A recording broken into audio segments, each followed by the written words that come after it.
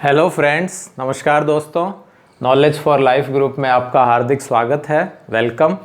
तो दोस्तों ये आपके राजस्थान बोर्ड के अकॉर्डिंग 7वां चैप्टर है, वो चल रहा है। कुछ पीछे टॉपिक ओरेस्टेड के जो नियम हैं वो और ओरेस्टेड लॉ, और साथ ही साथ बायो सावर्ट का जो नियम था, बायो सावर्ट लॉ, वो आपने प्रीवियस वीडियो में पढ़ चुके हैं। जो उससे संबंधित जो भी आप कुछ देखना चाहें वो डिस्क्रिप्शन में लिंक मिल जाएगा, उसमें आप इजीली देख सकते हैं। आज हम दोस्तों इसकी एप्लीकेशन कर रहे हैं। बायो सावर्ट के जो लॉ है उसको हम यूज़ में लेते हुए हम ये 4-5 एप्लीकेशन करेंगे। उसमें सबसे पहली जो एप्लीकेशन है वो है लंबे तथा सीधे परिमित लंबाई के धारावाही चालक तार के कारण चुंबकीय क्षेत्र। ठीक है, लंबे तथा सीधे यानी magnetic field due to a long wire है, लंबा है, और स्ट्रेट वायर है, और साथ ही साथ क्या है दोस्तों, फाइनाइट वायर है, निश्चित एक तार है। ठीक है, परिमित है और लेंथ, और इसमें हम क्या हो रहा है दोस्तों, करंट फ्लो हो रहा है, current carrying conductor, current carrying conductor wire. ठीक है, करंट कैरिंग कंडक्टर वायर। तो हम इसके लिए मैग्नेटिक फील्ड मेजर करेंगे, चुंबकीय क्षेत्र का मान ज्ञात करेंगे। तो दोस्तों ये अच्छा सा ही है, थोड़ा सा मैथमेटिकली ज़्यादा है टॉपिक, और जो आपके बुक में जनरली दिया रहता है हम उससे थोड़ा सा अलग करेंगे। बुक वाला भी हम कर लेंगे और दोनों को कंपेयर करें, क्योंकि बुक वाले में दोस्तों थोड़ा सा मैथमेटिकल पोर्शन तो इसमें भी है, लेकिन मैथ्स उसमें ज़्यादा है। मैथ्स की जो टर्म है, ट्रिग्नोमेट्री, कुछ फॉर्मूले हैं वो कुछ ज़्यादा हैं। तो हम एक नए तरीके से इसको करेंगे, सिंपल सा, आपको अच्छा लगेगा, और बुक वाले से आप कंपेयर करें, बुक वाला भी आपको आगे पढ़ा दिया जाएगा। तो दोस्तों इसमें हम करते क्या हैं, माना कि एक्स वाई एक पतला सीधा और कागज के तल में जो भी हम तल ले रहे हैं, ठीक है, जो भी आप पेपर ले रहे हो उसकी जो प्लेन है उसी में ही स्थित है। तो ये थोड़ा चित्र पर ध्यान दें दोस्तों, डायग्राम जो है वो महत्वपूर्ण है। तो हम ये एक डायग्राम यूँ बना रहे हैं। ये एक आपने वायर ले लिया, ठीक है, और इस वायर का हमने नाम रख लिया एक्स वाई। एक्स वाई कागज के तल में स्थित है, ठीक है, यानी 2D है, और इसमें ये हमने इसके कागज के तल के लंबवत नहीं लिया है, वायर तो 1D है, जिसमें स्थायी धारा I प्रवाहित हो रही है। तो इसमें दोस्तों ये हमने I करंट फ्लो कर दिया। किधर से किधर जा रहा है, X से Y की ओर प्रवाहित हो रहा है। क्लियर। धारावाही चालक तार के लंबवत, यहाँ मान लीजिए एक O पॉइंट मध्य बिंदु, ठीक है, ये इसका मिड पॉइंट हो गया, और इसके लंबवत यहाँ हम, और कितनी दूरी पर, R दूरी पर, और वही P पॉइंट लेते हैं, और इस P पॉइंट पर आपको क्या मेजर करना है, चुंबकीय प्रेरण ज्ञात करना है। ठीक है, धारावाही चालक तार के लंबवत कितनी दूरी पर, D दूरी पर स्थित बिंदु पर चुंबकीय प्रेरण का मान ज्ञात करना है। तो let's say straight thin wire XY situated in air in plane of paper, जो एयर में है और प्लेन, जो पेपर का प्लेन है उसमें ये सिचुएटेड है। A constant current I is flowing through it from ends, इसके जो सिरे हैं कहाँ से कहाँ तक, X to Y। Clear. We want to calculate total magnetic induction at a point P, at a point P which is perpendicular to distance D, perpendicular to distance D of current carrying wire। जो point P है वो perpendicular distance जो D है उसी के उसके ऊपर है, और ये perpendicular है to distance D। D ले रखा है, A R ले रखा है, जो भी आप लेना चाहें दोस्तों इसमें हम ले सकते हैं। D 2 पाई D, तो D लेना चाहें तो आप D लिख लीजिए। Of current carrying wire, of current carrying wire. ठीक है दोस्तों, तो अब हम इसमें क्या करेंगे, इसके लिए इस पॉइंट पर मैग्नेटिक फील्ड मेजर करने के लिए हम इसको किसको वायर को छोटे छोटे छोटे छोटे इनफाइनाइटेसिमल लेंथ में डिवाइड कर लेते हैं और किसी एक इनफाइनाइटेसिमल लेंथ पार्शियल लेंथ यानी लंबाई अल्पांश के कारण बिंदु P पर जो चुंबकीय क्षेत्र है उसको हम मेजर कर लेंगे, जो कि पीछे बायो सावर्ट के लॉ में भी आपने क्लियर किया था। तो इस डायग्राम को हम बढ़ाते जाएंगे और इधर अपने ये मैथमेटिकल और थ्योरेटिकल बातें चलती रहेंगी। तो पॉज करके आप इतना लिख लीजिए। हाँ तो दोस्तों, अब हम क्या करें वो आप देखिए कि गणना करने के लिए किसके लिए B की वैल्यू हमें मेज़र करने के लिए हम धारावाही अल्पांश ले रहे हैं AB। यहाँ हमने दोस्तों एक धारावाही अल्पांश ले लिया, ये A है और ये है B, और इस धारावाही अल्पांश को हम कह देते हैं दोस्तों डेल L। इसको हम क्या कह देंगे, डेल L कह दिया। ठीक है, और इससे R दूरी पर, इससे दोस्तों कितनी दूरी पर, ये यूं इस तरह से ये एक अल्पांश ले लिया और इससे कितनी दूरी पर, R दूरी पर। ये लेंथ बहुत छोटी सी है, इसलिए ये वाली जो AP डिस्टेंस है और BP डिस्टेंस है वो ऑलमोस्ट इक्वल ही हैं। ठीक है, इससे कितनी दूरी पर, R दूरी पर हम बिंदु P पर चुंबकीय प्रेरण का मान ज्ञात करेंगे, चुंबकीय प्रेरण लेंगे। For calculation we consider a small current length AB equals to del L and for magnetic induction for point P, ठीक है, चुंबकीय प्रेरण ले रहे हैं क्या ले रहे हैं दोस्तों, magnetic induction for point P of R radius of small length. तो इसके लिए हम क्या करें, वही बायो सावर्ट के नियम से, कौन से नियम से, बायो सावर्ट के नियम से, according the law of Biot Savart.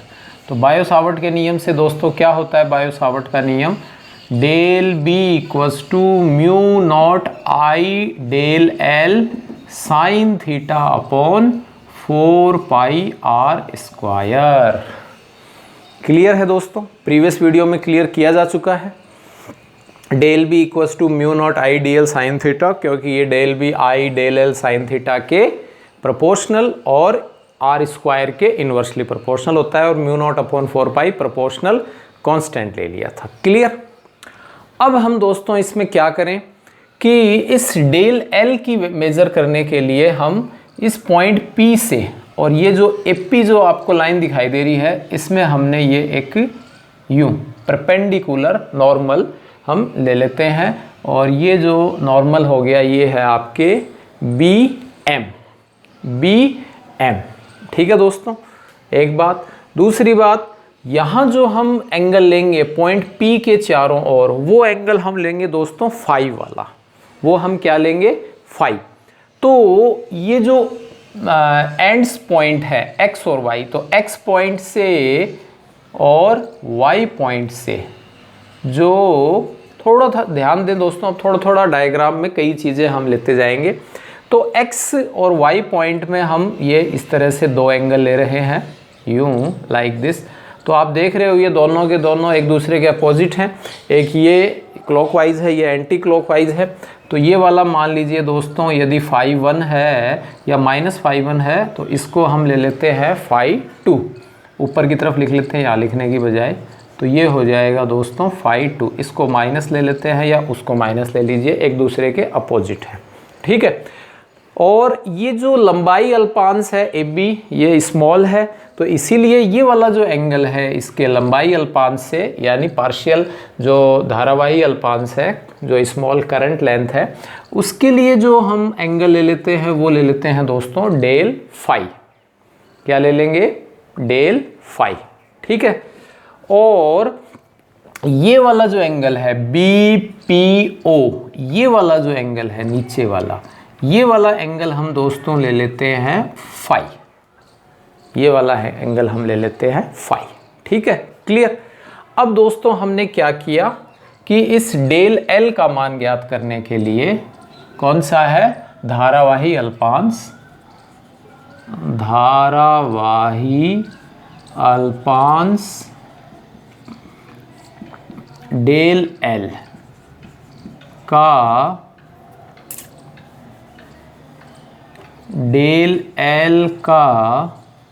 मान ज्ञात करने के लिए क्या लंब डाल देते हैं? बी एम लंब। ठीक है, कौन सी रेखा पर? एपी रेखा पर डालते हैं। क्लियर दोस्तों? तो इसको आप इंग्लिश में लिखते जाना। To calculate the value of del L कौन सी है? यानी आपके ये वाली करंट लेंथ। ठीक है, to calculate the value of current small length del L we take the perpendicular B M on AP line, on AP line.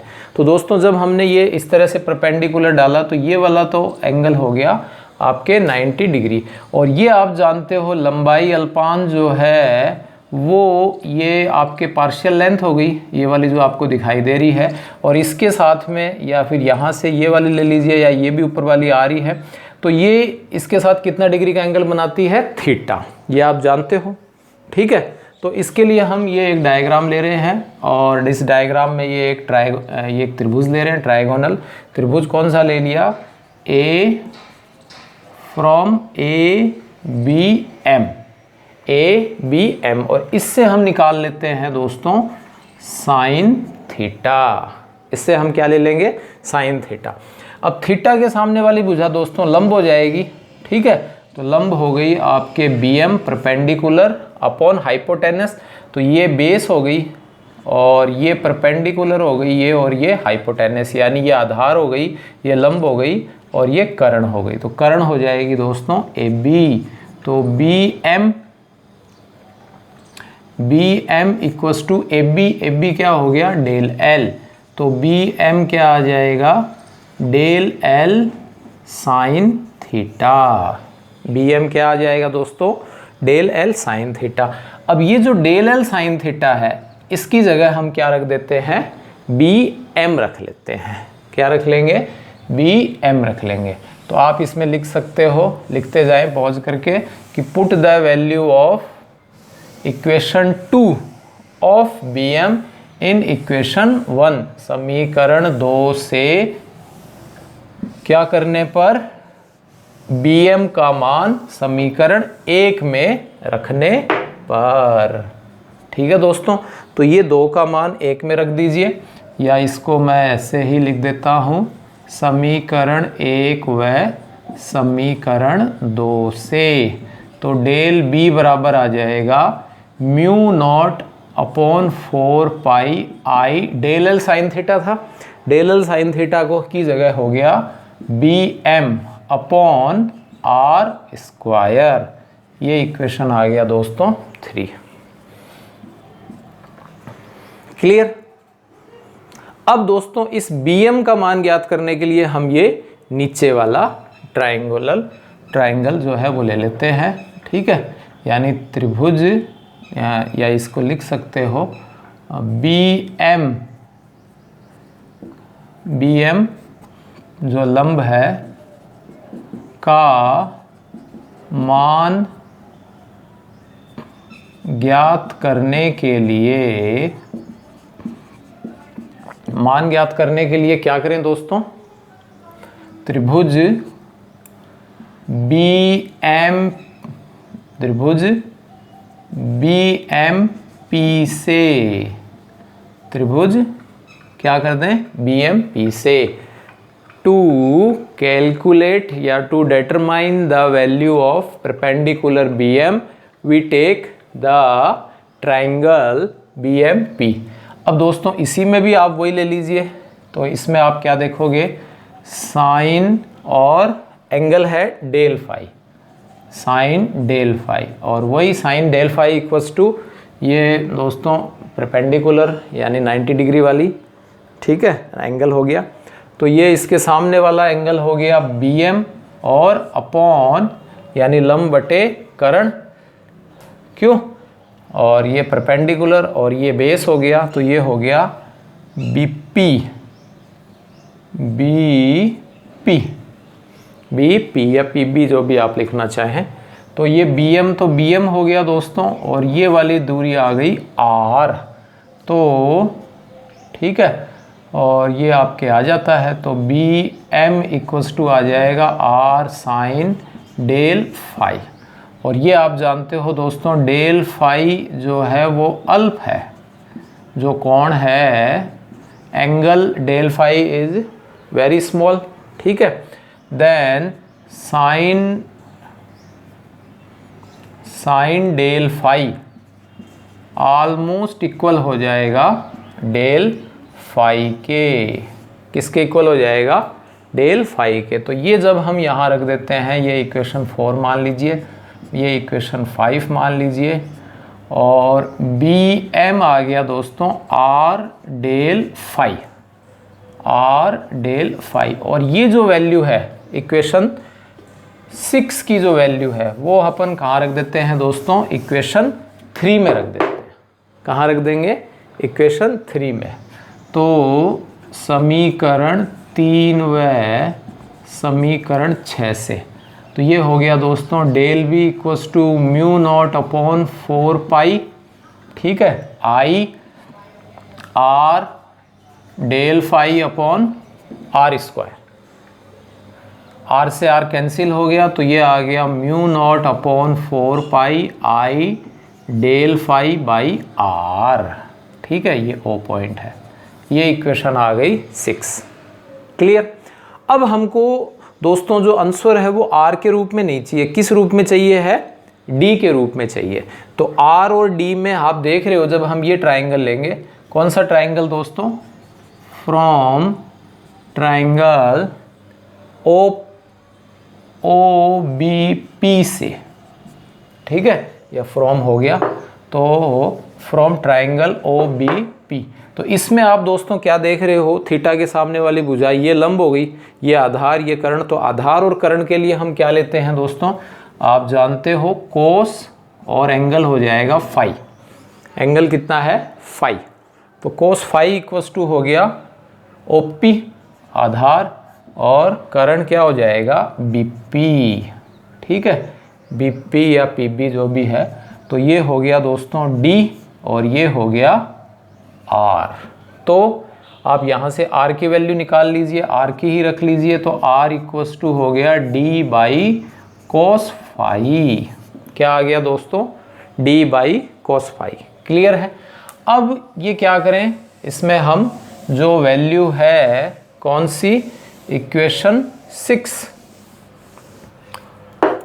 और 7 से, तो ये वाली वैल्यू दोस्तों यहाँ हम रख देते हैं। तो फ्रॉम इक्वेशन 6 एंड 7, तो डेल बी इक्वल्स टू क्या आ गया दोस्तों, mu naught upon 4 pi I, और डेल फाई तो डेल फाई है ही, अपॉन आर की जगह हो गया D upon cos phi, cos phi कहाँ चला गया ऊपर, तो डेल बी इक्वल्स टू आ गया mu naught upon 4 pi I cos phi del phi by D, by क्या आ गया डी।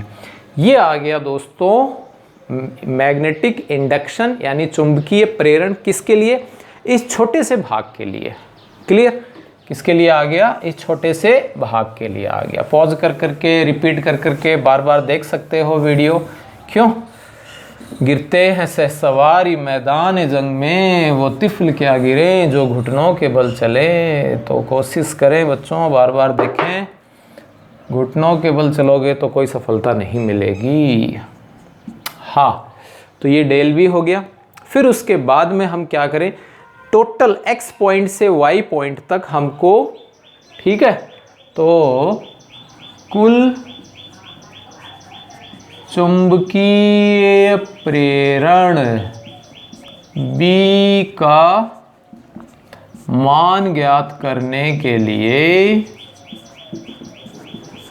क्या कर दें, दोनों पक्षों का समाकलन कर देते हैं दोस्तों। समाकलन करने पर और लिमिट कहाँ से कहाँ तक ले लें, -φ1 से और φ2 लेने पर, ठीक है। To calculate the value of total magnetic induction B, we take the both side of integration and take the limit of -φ1 to φ2। तो दोस्तों इधर ये लिमिट की ज़रूरत नहीं है, डेल बी हो गया, इधर लिमिट लगा लीजिए -φ1 से φ2, और ये हो गया μ0/4π I cos φ d/d, delta B का बी हो गया μ0I/4πd। ये दोस्तों आपके कांस्टेंट क्वांटिटी हो गई। और एक लाइन थोड़ी सी बढ़ा लेते हैं, किसका हम इंटीग्रेशन करेंगे, cos φ का, ठीक है। इसका जब हम इंटीग्रेशन करेंगे तो μ0I/4πd, और cos का यदि हम अवकलन करते हैं तो माइनस साइन होता है, डिफरेंशिएशन, इंटीग्रेशन प्लस साइन होता है, और लिमिट हो जाएगी दोस्तों -φ1 से φ2। लिमिट क्या हो जाएगी दोस्तों, -φ1 से φ2। आई थिंक क्लियर है, ठीक है। फिर क्या कर दें, अपर लिमिट और लोअर लिमिट रख देते हैं, तो b = आ जाएगा μ0I/4πd, और ये हो गया sin φ2 माइनस साइन क्या आ जाएगा, -φ1। यही होता है दोस्तों, पहले अपर लिमिट ऊपरी सीमा रख देते हैं, फिर बीच में माइनस का चिन्ह लगा लेते हैं, फिर नीचे वाली लिमिट, नीचे वाली सीमा क्या है, -φ1। ये दोस्तों आप जानते हो, छोटा सा साइन -θ = होता है -sin θ, जानते हैं। तो b = आ जाएगा दोस्तों μ0I/4πd, ये माइनस और माइनस प्लस हो जाएगा sin φ1 प्लस sin φ2। तो ये मैग्नेटिक फील्ड आ गई दोस्तों, या मैग्नेटिक इंडक्शन आ जाता है। आप पॉज करके लिख सकते हो किसके लिए आया है, आप देख लीजिए। तो ये आ गया दोस्तों, एक लंबा है, सीधा है और परिमित लंबाई का तार है। इसमें दोस्तों हम 2-3 कंडीशन लेंगे, इस वायर को इनफाइनाइट बना देंगे, एक साइड का वायर जो है वो हम कट कर देंगे, यानी डॉट डॉट डॉट इनफाइनाइट एक। तो ये 2-3 कंडीशन लेंगे, वीडियो काफ़ी लंबा हो जाएगा, वो हम नेक्स्ट वीडियो में कर लेंगे। आई होप आपको ये जो कुछ भी पढ़ाया समझ में आया होगा। अच्छा लगा है तो शेयर करें, सब्सक्राइब करें, लाइक करें, बेल आइकन को दबाएं। Thanks for watching.